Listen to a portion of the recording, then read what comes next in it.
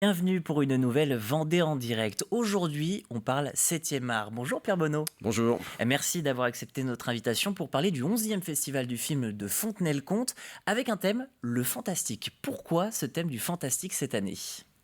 Eh bien, le festival du film de Fontenay-le-Comte, chaque année change de thème. On essaye de faire le tour de différents genres, de différentes manières d'aborder le cinéma. Et cette année, on s'est arrêté sur le fantastique. D'ailleurs, c'est intéressant parce que dans le fantastique, et on le voit sur la programmation, on va l'aborder maintenant, il y a finalement des choses qui sont fantastiques, on pense un peu à l'horreur, et il y a des choses qui sont fantastiques mais qui sont juste féeriques en fait.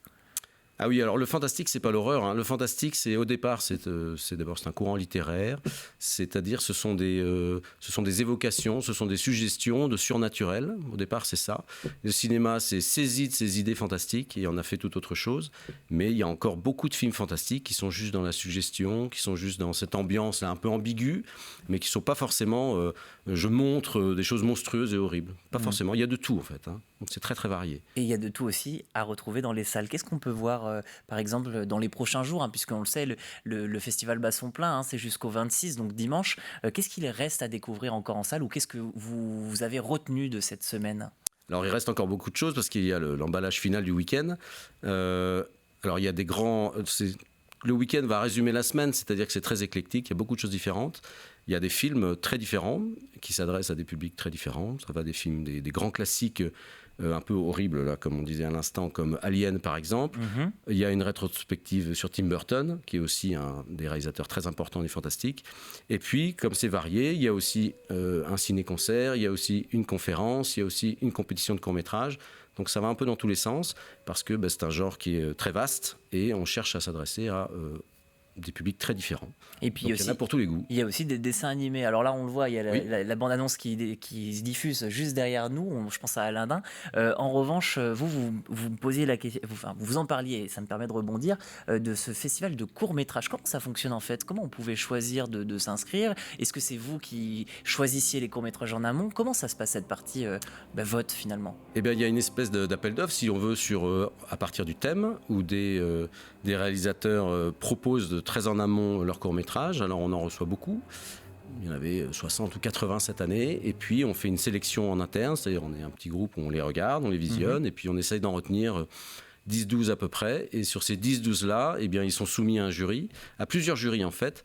Ils sont soumis pendant le festival à un jury qui est désigné. Puis en amont du festival, il y a un jury de lycéens, puisqu'ils sont projetés à des lycéens et des collégiens, donc un jury jeune public, disons. Mhm. Et il y a également un jury de spectateurs, donc ceux qui veulent voir, qui ne font pas partie du jury officiel, bien vous pouvez voter et désigner le court-métrage qui vous plaît le plus.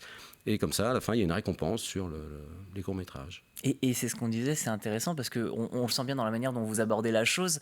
Le but, c'est de rendre ce cinéma-là abordable à tout le monde. On n'est pas dans un cinéma de genre, on n'est pas dans un cinéma qui se veut confidentiel. Non, vous essayez de vous ouvrir finalement. Ah, toujours, toujours. L'idée, c'est d'intéresser beaucoup de monde. Alors, il y a toujours des passionnés ou des gens qui sont spécialisés ou qui aiment beaucoup le cinéma de genre qui vont venir. Mais la programmation, ça s'adresse à tout le monde. Il y a aussi des gens qui connaissent pas le cinéma ou pas le cinéma fantastique. Eh bien, il y a des films qui s'adressent à eux, qui sont des portes d'entrée vers le cinéma fantastique, qui peuvent emmener très loin, hein, puisque le cinéma, il y a des films qui ont cette capacité de venir chercher les spectateurs et puis qui les emmènent et qui les projettent à l'intérieur d'un genre. C'est fabuleux. On a des retours très très intéressants. Ouais. Découvertes. Diane Delangle en parlait mardi dernier, Diane Delangle de TV Vendée, avec finalement le festival du cinéma allemand de la Ferrière. C'est le hasard du calendrier. Mais comment vous expliquez qu'il y a ce tel engouement pour le 7e art en Vendée en fait? Pourquoi il y a autant envie de partager cette œuvre-là? Alors, je ne sais pas si c'est spécifique à la Vendée. Je pense que le cinéma est dans des situations paradoxales, c'est-à-dire que beaucoup de gens regardent des films, c'est quelque chose qui marche beaucoup, mais malheureusement pas seulement dans le lieu cinéma.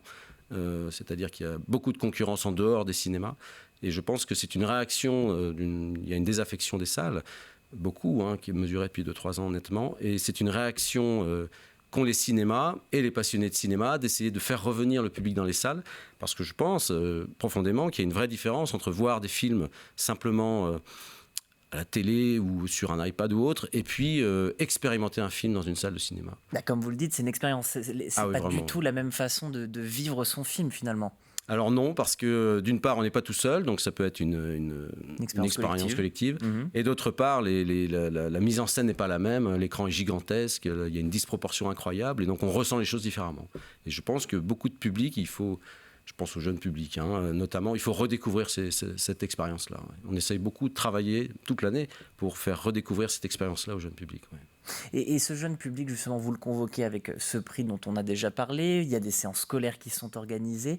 Est-ce que vous sentez que, parce que c'est une génération aussi qui a été confrontée au Covid, qui découvre vraiment l'art de la salle, ce que ça représente, ou est-ce que quand même ils ont des souvenirs où ça leur plaît ? Alors ça leur plaît, mais beaucoup connaissent très peu, connaissent très peu la salle et ne sont pas convaincus d'emblée de ce que je viens d'expliquer, c'est-à-dire de la différence qu'il y a entre avoir un écran gigantesque dans une salle obscure et d'être chez soi tranquillement à faire autre chose un peu en même temps. Et ça, ils découvrent et je pense que ça marche bien. C'est-à-dire que là, le festival, c'est le grand moment, c'est le point d'orgue de l'année. Mais toute l'année, l'association et le cinéma de Fontenay, on essaye de faire venir le jeune public. Et il y a du frémissement, ça fonctionne, ça. La chose prend, quoi. Et vous en parliez, donc vous êtes venu aussi, on l'a vu sur le synthé qui vous introduisait en tant que président de l'association Kinozoom. Oui. C'est important de le préciser parce que c'est vraiment ce groupe de passionnés finalement qui a mis en place ce festival il y a quelques années. Alors c'est ça, l'association Kinozoom, c'est une association qui est partenaire du cinéma de Fontenay. Et l'idée, ça regroupe quelques passionnés de cinéma, et l'idée, c'est d'essayer de promouvoir le cinéma, évidemment en partenariat avec le cinéma de Fontenay. Donc on s'adresse toute l'année à un public assez large, on fait un ciné-club qui a des projections mensuelles, on a beaucoup d'actions vers des scolaires, on a aussi un intervenant qui est un professionnel technicien du cinéma, qui est cadreur, monteur, etc. Donc on a des ateliers artistiques avec les collèges environnants, on a des projets avec les lycéens environnants, on fait beaucoup de choses toute l'année. Et puis évidemment tout ça se regroupe au moment du festival et pour mettre en avant tout ce qu'on fait. Ouais. Dernière question, vous phosphorez, j'imagine, déjà sur la prochaine édition, la 12e ? Oui, on laisse passer le week-end, on finit là. Et après, oui, je pense qu'on a tous un peu des idées et puis on va se retrouver assez vite pour lancer la suite. Ouais. Et donc ça, c'est décidé en AG, c'est pas, vous ne prenez pas en compte un petit peu le public, ce que vous pouvez avoir comme retour ? Si, mais ça se fait en direct, on discute beaucoup. Il y a d'ailleurs dans la programmation, il n'y a pas seulement des films, il y a aussi des rencontres, il y a des conférences, il y a des ciné-débats, des choses comme ça. Et un rendez-vous aussi à la médiathèque. Merci beaucoup d'avoir accepté notre invitation. Merci à vous aussi d'avoir été fidèle au programme de la Vendée en direct. Vous avez entendu, si vous voulez vous faire une toile, c'est bon le moment. C'est ce week-end à Fontenay-le-Comte. C'est la fin de cette Vendée en direct. Je vous souhaite une très bonne journée sur notre antenne.